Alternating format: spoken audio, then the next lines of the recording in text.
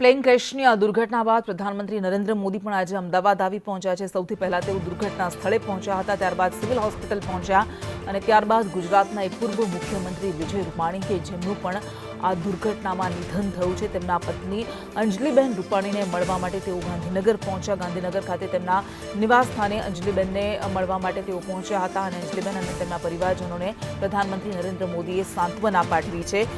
એ જગ્યાએ ગાંધીનગરમાં વિજય રૂપાણીના નિવાસ સ્થાને અત્યારે મોટી સંખ્યામાં લોકો ઉપસ્થિત છે, જમાવડો છે। અનેક અગ્રણીઓ અને નેતાઓ પણ રૂપાણીના નિવાસ સ્થાને હાજર છે। એ પૂર્વ મુખ્યમંત્રી વિજય રૂપાણી કે જેમણે 2016 સુધી 2021 સુધી ગુજરાતનું સુકાન સંભાળ્યું હતું, ધુરા સંભાળી હતી, એ પૂર્વ મુખ્યમંત્રી વિજય રૂપાણી પણ પોતાના પત્ની અને પુત્રીને મળવા માટે લંડન નીકળ્યા હતા, આ ફ્લાઇટમાં બેઠા હતા। એ છેલ્લી તસવીરો પણ સામે આવી હતી અને તેઓ પણ આ દુર્ઘટનામાં મોતને ભેટ્યા છે, તેમનું પણ આ દુર્ઘટનામાં નિધન થયું છે। પ્રધાનમંત્રી નરેન્દ્ર મોદી ગાંધીનગર જઈ રહ્યા છે, પહોંચવા માટે નીકળી રહ્યા છે, એટલે આ ખૂબ મોટી દુર્ઘટના કે જેમાં ઘણા બધા લોકો હતા, વીવીઆઈપી પણ હતા, ઉદ્યોગપતિઓ હતા કે જેઓ મોતને ભેટ્યા છે। સંવાદદાતા હિરેન રાવલ આપણી સાથે જોડાયા છે। હિરેન, પ્રધાનમંત્રી નરેન્દ્ર મોદી પણ અંજલિ રૂપાણી, પૂર્વ મુખ્યમંત્રી વિજય રૂપાણીના પત્નીને મળવાના છે। જો અમદાવાદ એરપોર્ટ ખાતે આ એમની મુલાકાત છે તે અત્યારે ચાલી રહી છે। એરપોર્ટ પર જ અંજલિ રૂપાણી અને વિજય રૂપાણી પરિવારના નજીકના જે લોકો છે એમની સાથે પ્રધાનમંત્રીએ અમદાવાદ એરપોર્ટ પર મુલાકાત કરી છે। ગાંધીનગરનો કાર્યક્રમ જે હતો એના બદલે અમદાવાદ એરપોર્ટ પર જ તેમની સાથે મુલાકાત તેમણે કરી છે।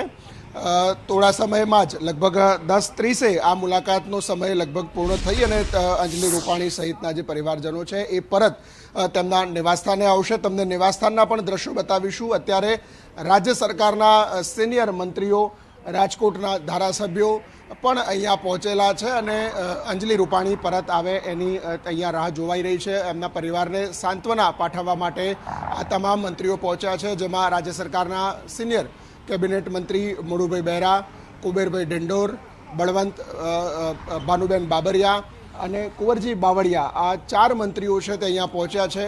રાજકોટના ધારાસભ્ય ઉદય કાનગડ પણ અહીંયા પહોંચ્યા છે। વિજય રૂપાણી મુખ્યમંત્રી હતા ત્યારે તેમની સાથે નજીક રહેલા કાર્યકર્તાઓ અને તેમનો સ્ટાફ છે તે પણ અત્યારે આ નિવાસસ્થાનની અંદર હાજર છે। બીજી તરફ અમદાવાદ એરપોર્ટ ખાતે અંજલિ રૂપાણી અને તેમના પરિવારના જે લોકો છે એમની સાથે મુલાકાત સંભવતઃ પૂર્ણ થઈ ચૂકી છે અને કોઈ પણ સમયે તેઓ પરત ગાંધીનગર આવી શકે છે।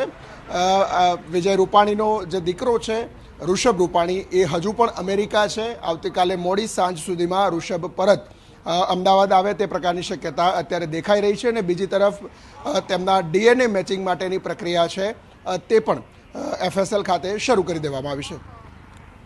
જી બિલકુલ, એટલે અમદાવાદ એરપોર્ટ પર પ્રધાનમંત્રી નરેન્દ્ર મોદીએ પૂર્વ મુખ્યમંત્રી વિજય રૂપાણીના પરિજનોને તેમના પત્ની અંજલિ રૂપાણીને મળ્યા છે અને મોટી સંખ્યામાં નેતાઓ અત્યારે વિજય રૂપાણીના નિવાસ સ્થાને, સ્વર્ગસ્થ વિજય રૂપાણીના નિવાસ સ્થાને પહોંચ્યા છે, પરંતુ પ્રધાનમંત્રી નરેન્દ્ર મોદીએ વિજય રૂપાણીને મળીને સાંત્વના પાઠવી છે। આ એવી ઘડી છે કે જેમાં એ પરિવારનું દુઃખ વહેંચી શકાય એ માટે પ્રયાસ કરવામાં આવી રહ્યા છે। પીએમ મોદી અંજલિ રૂપાણીને મળ્યા। અંજલિ રૂપાણી પણ આજે વહેલી સવારે અમદાવાદ આવી પહોંચ્યા હતા, તેમને મળવા માટે જ વિજય રૂપાણી નીકળ્યા હતા, તેમની અને તેમની પુત્રીને મળવા માટે તેઓ નીકળ્યા હતા, પરંતુ આ ફ્લાઇટ ઉડાન ભરે અને થોડીક ક્ષણમાં આ દુર્ઘટનાગ્રસ્ત થયું વિમાન, તેમાં તેમનું મૃત્યુ થયું છે, તેમનું નિધન થયું છે અને ડીએનએ સેમ્પલ લેવાની કામગીરી કરવામાં આવી અને અંજલિ રૂપાણી, તેમના પત્ની કે જેઓ અમદાવાદ એરપોર્ટ પર આજે વહેલી સવારે આવી પહોંચ્યા હતા, પ્રધાનમંત્રી નરેન્દ્ર મોદીએ તેમની સાથે વાત કરી, તેમને સાંત્વના પાઠવી। પણ આ બધા જે નેતાઓ, તમામે નેતાઓ કે જેમણે